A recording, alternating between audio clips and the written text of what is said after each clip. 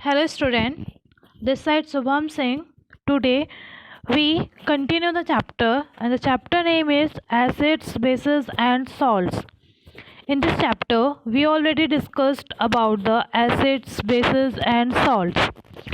Now we continue what is indicator, and this is a very important for learning about acids, base and salts. With the help of this we can identify what is acids, salts and bases. Indicator के help से हम पता कर सकते हैं कि कौन acids है, कौन बेस है और कौन सॉल्ट है. तो इंडिकेटर क्या होते हैं? इंडिकेटर इंडिकेट करते हैं, हमें हेल्प करते हैं, बताते हैं कि आपके पास जो है वो एसिड है, बेस है या फिर सॉल्ट है. तो लेबोरेटरी में बहुत सारे एसिड्स होते हैं, लिक्विड एसिड्स होते हैं, लिक्विड बेस होते हैं, उनका कलर सब चीज़ें में भी डिफरेंट भी हो सकती हैं, कभी कभी सेम भी हो सकती हैं. तो उन सबको पता करने के लिए कि जो लैब में है, जो हम यूज़ कर रहे हैं वो एसिड है, बेस है या फिर सॉल्ट है. तो इन सब के लिए यूज़ करने के लिए या सबको आइडेंटिफाई करने के लिए हम कुछ इंडिकेटर्स का यूज़ करते हैं. जो इंडिकेटर्स हैं वही हमारे क्या होते हैं, वो डिफरेंट टाइप के सब्सटेंस होते हैं, like litmus, methyl orange, phenolphthalein. ये सभी क्या होते हैं, ये सभी इंडिकेटर की तरह वर्क करते हैं, इसलिए हम इनको इंडिकेटर करते हैं.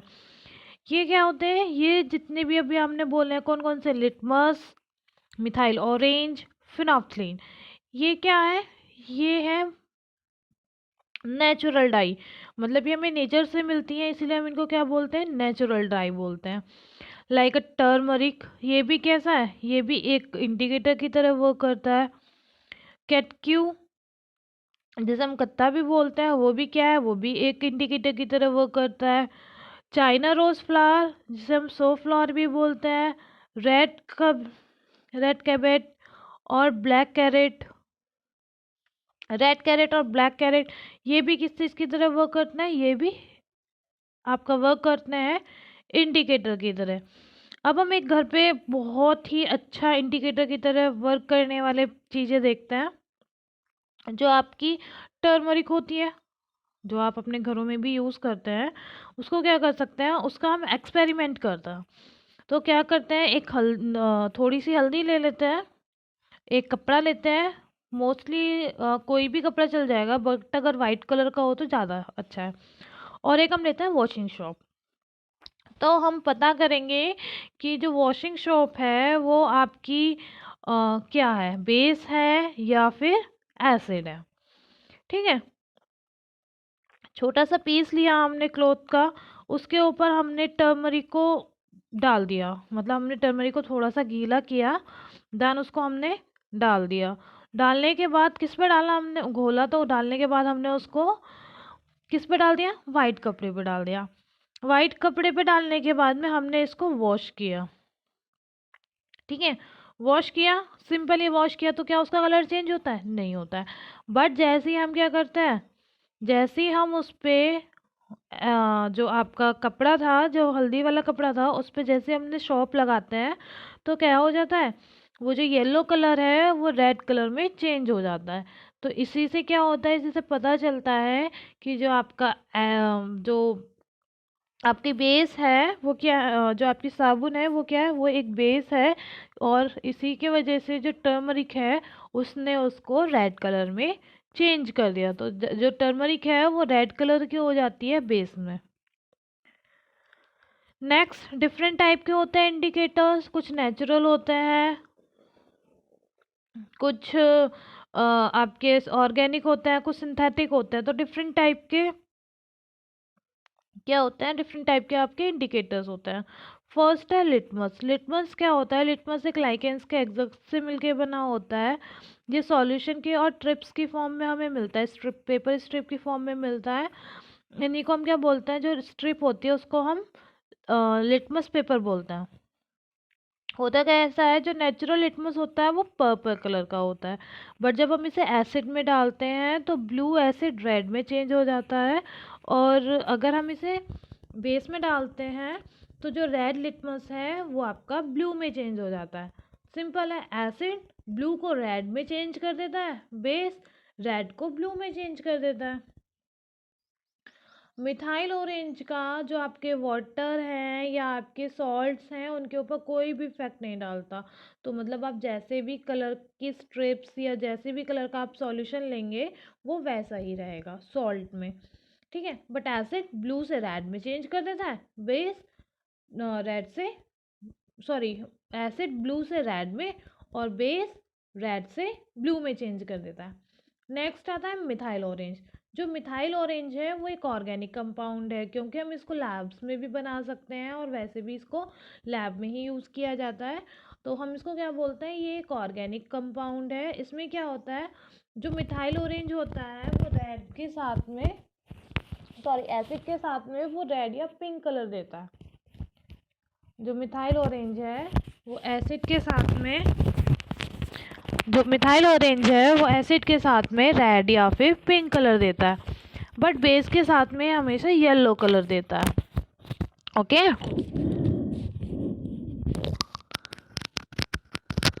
बेस के साथ में कैसा देता है, येलो कलर देता है। बेस का मतलब हो गया यहाँ पे एल्काइल। एल्काइल कौन होता है, एल्काइल वो होते हैं जो आपके वाटर के अंदर डिजॉल्व हो जाता है। Now next one is phenolphthalein. Phenolphthalein जो होती है वो एक कलरलेस लिक्विड होता है। कैसा होता है, कलरलेस लिक्विड होता है। कलरलेस लिक्विड होने की वजह से जो आपका फिनोफ्थलीन है वो बेस में तो पिंक कलर देती है। बेस में पिंक कलर का मतलब वो एल्काइल्स में पिंक कलर देती है और एसिड के साथ में वो कोई भी कलर नहीं देती। तो हमें इससे भी पता चल जाता है कि अगर हम बेस के अंदर फिनोफ्थलीन डालते हैं तो वो आपको पिंक कलर दे देगा, और अगर हम एसिड में डालेंगे तो उसमें कोई भी कलर हमें शो नहीं होगा। अब आता है कॉमन इंडिकेटर। कॉमन इंडिकेटर का किसमें जो आपकी हल्दी होती है जिसको हम टर्मरिक भी बोलते हैं, वो क्या करता है, वो बेस के साथ में ऑरेंज कलर या रेडिश ऑरेंज कलर दे देता है। नेक्स्ट है आपका कत्था, जिसको हम कैटकू भी बोलते हैं। ये कैसा है, ये ब्राउन कलर का होता है, और अगर हम इसे बेस में डालते हैं तो ये रेड कलर का दे देता है। ओके, देन चाइना रोज भी इंडिकेटर करता है एसिड्स का और बेस का। तो जब हम इसे एसिड्स में डालते हैं तो ये डार्क पिंक कलर का हो जाता है, और अगर हम इसे बेस में डालते हैं तो ये आपका ग्रीन कलर का हो जाता है। ओके,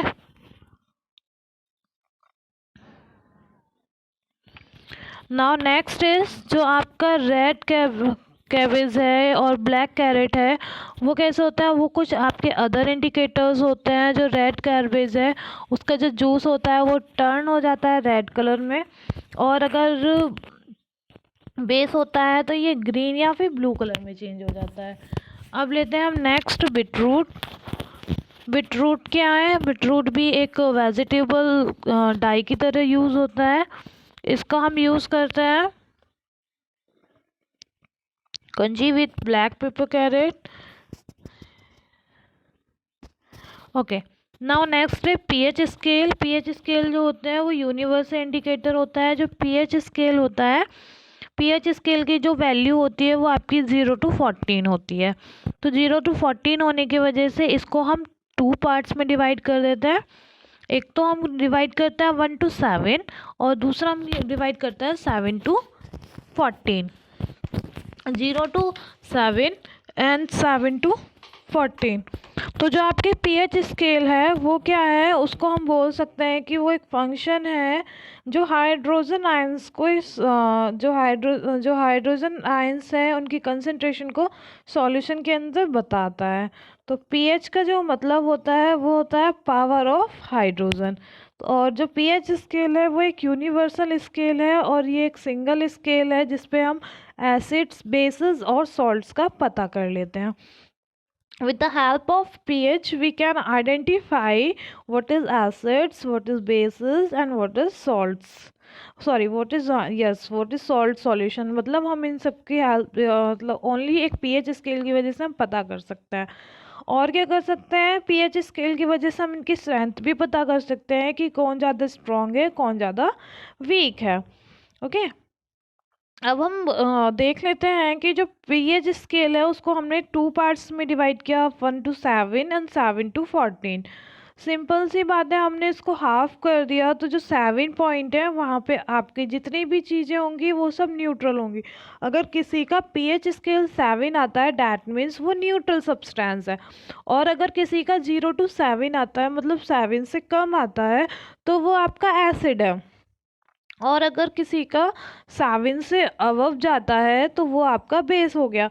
तो जिसकी वैल्यू 0 से 7 तक है वो एसिड, और जिसकी 7 है वो न्यूट्रल, न्यूट्रल मतलब सॉल्ट्स, और जो 7 से ऊपर है 7 to 14 है वो आपके हो गए बेसिस।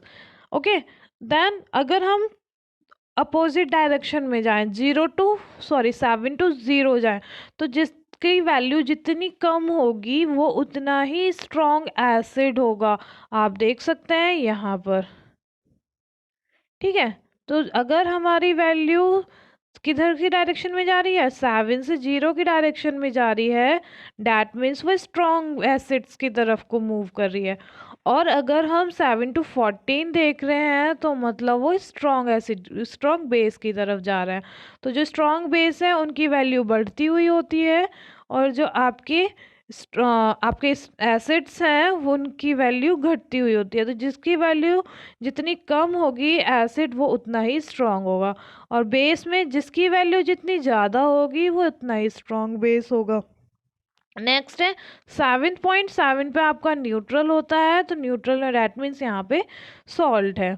ओके, नाउ नेक्स्ट देख लेते हैं हम स्ट्रॉन्ग एसिड। स्ट्रॉन्ग एसिड की जो वैल्यू होती है वो मोस्टली आपकी लेस देन 4 होती है।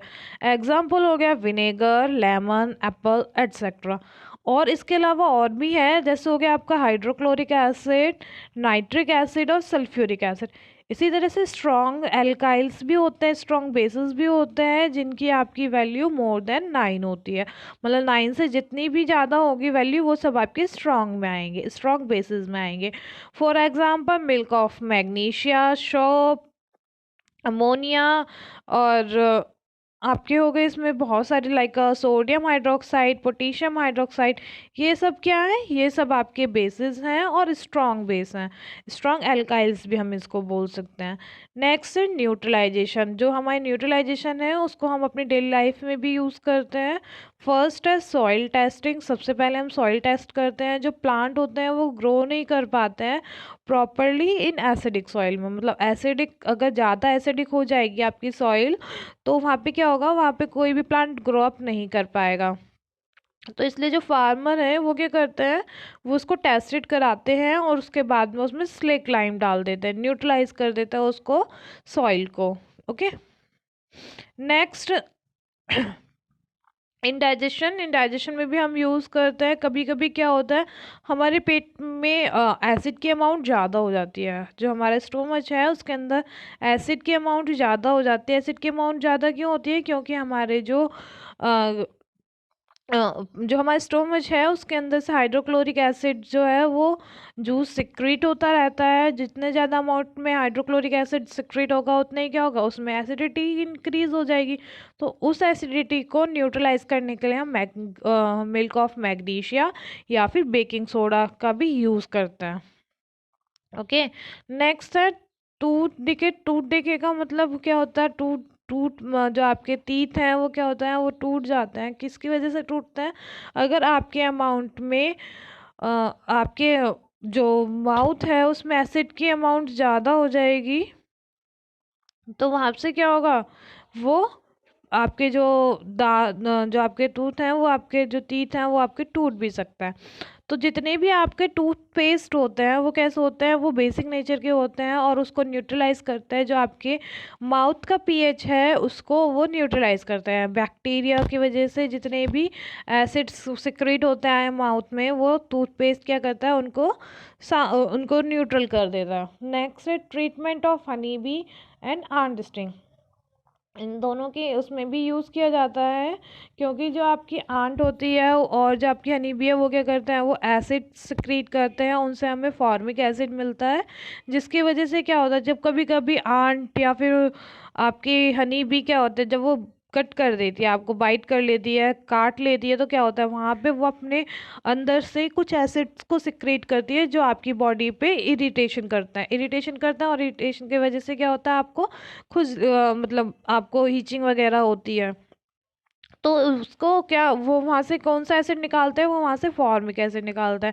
तो तब क्या करते हैं, तब हम वहाँ पे बेकिंग सोडा लगा देते हैं और बेकिंग सोडा की वजह से जो एसिड हनी बी ने और आंट ने आपको जो आपकी स्किन पे छोड़ दिया था वो क्या हो जाता है, वो न्यूट्रल हो जाता है। फैक्ट्री वेस्ट इसके फॉर्म में भी यूज़ होता है।